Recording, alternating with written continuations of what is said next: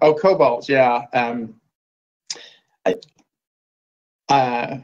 Back in 3.5, I wrote, I don't know how many. I didn't write as much back then as I did now, but I wrote a lot of Living Greyhawk adventures. And I really liked kobolds back. They had this thing called effective character level, which you could really exploit, and these surprisingly powerful kobolds. And by the time, Living Greyhawk ran its, I don't know, 10-year course there, I think, 8-year course. And by the end of it, there was a reputation that people would run from kobolds if they saw that I had written the adventure. That's amazing. Yeah, I don't know how many emails I got. Yeah.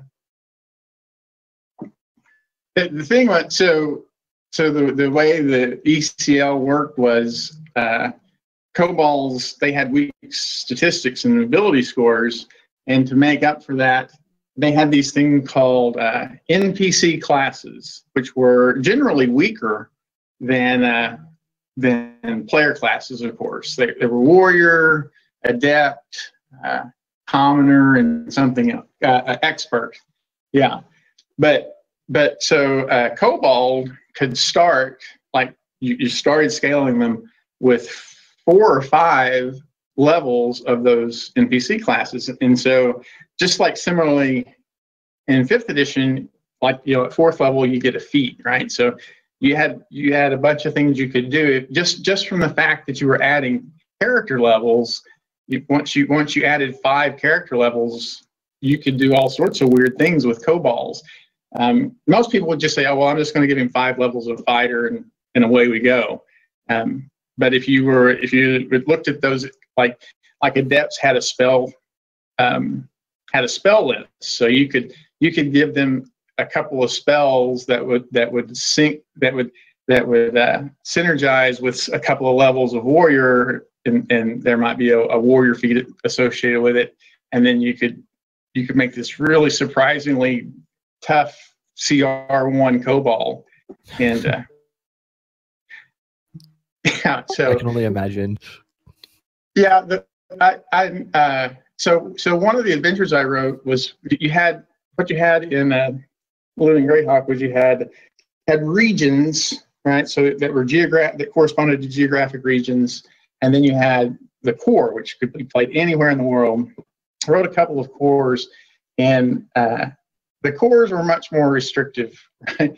They took a much closer look at them, and it's the only time that I ever had an encounter just sent back to me and said, "Yeah, this is just not going to work."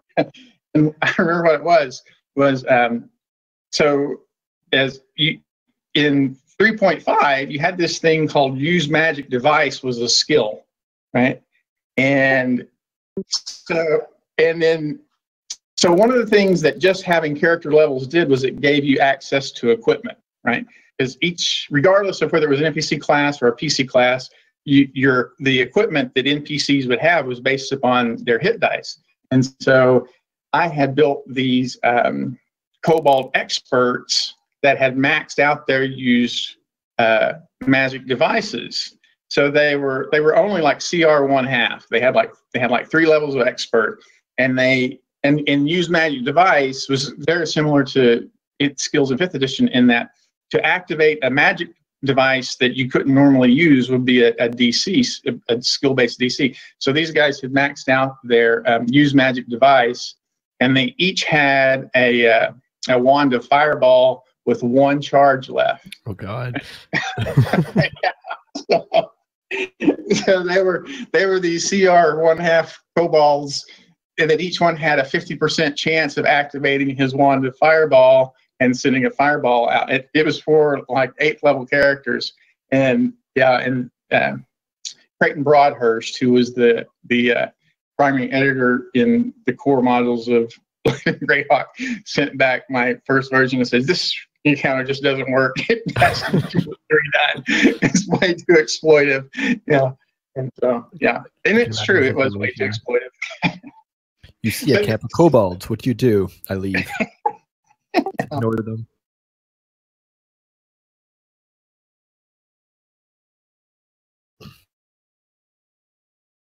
Okay. Yeah, yeah, in fact, I'll take a couple of seconds here to go to the bathroom, get a water, and then we'll jump into it as soon as everybody gets back. I'm gonna get some water. I'll be right back.